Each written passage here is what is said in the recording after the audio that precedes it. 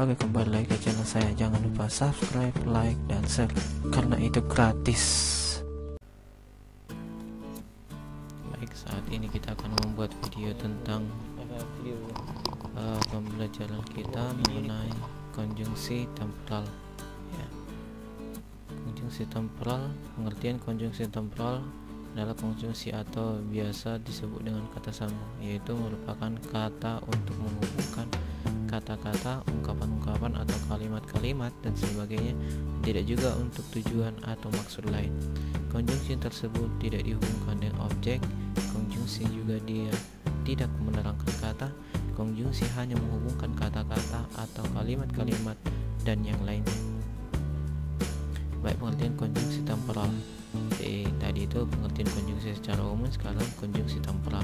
Konjungsi temporal adalah kata-kata konjungsi atau kata-kata hubung yang dapat menerangkan hubungan antara dari dua hal atau peristiwa yang berbeda. Kata ini termasuk kata penghubung yang sangat erat karena berkaitan dengan waktunya. Macam-macam konjungsi temporal. Jadi ada di sini dua konjungsi temporal. Ada dua jenis konjungsi temporal ya.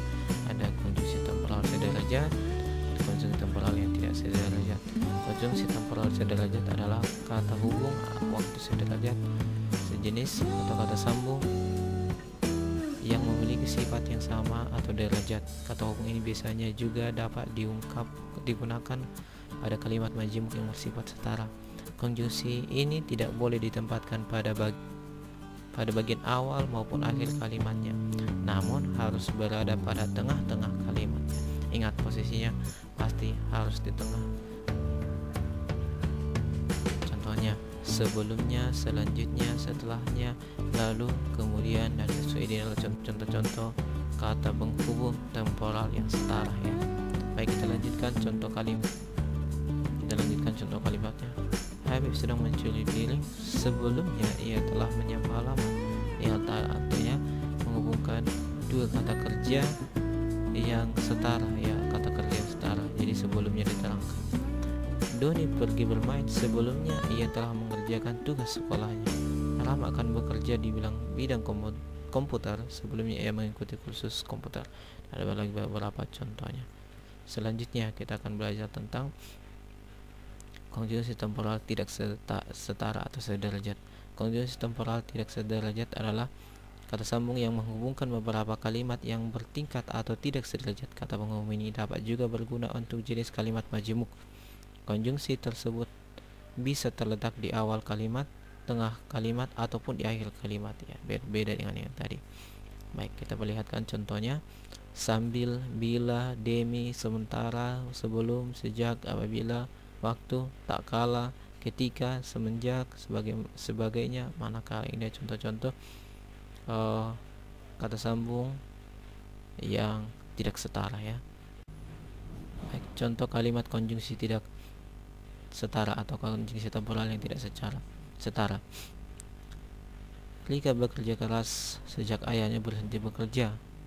Lihat kata sejak ya. Aku belajar giat sejak nilai bahasa Indonesiaku jelek. Demi mendapatkan uang untuk berobatnya ibuku, Nina rela berjualan koran setiap pagi ya. Terus saja membantu pekerjaan ibunya demi mengurangi beban orang tuanya tersebut ya. Ini adalah contoh-contoh kalimat tidak setara atau temporal tidak sederajat ya. Baik, perbedaan konjungsi temporal sederajat dan tidak sederajat.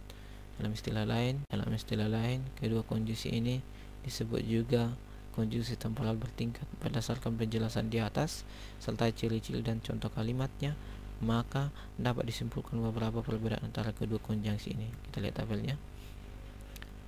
Berikut perbedaannya contoh kata, letak ya, sederajat, kemudian sebelumnya, sesudahnya, selanjutnya, lalu, setelahnya. Yang tidak sederajat, sejak, bila mana, apabila, ketika, sejak, demi, waktu, bila, sehingga, sementara ya, seperti yang sudah kita pelajari tadi.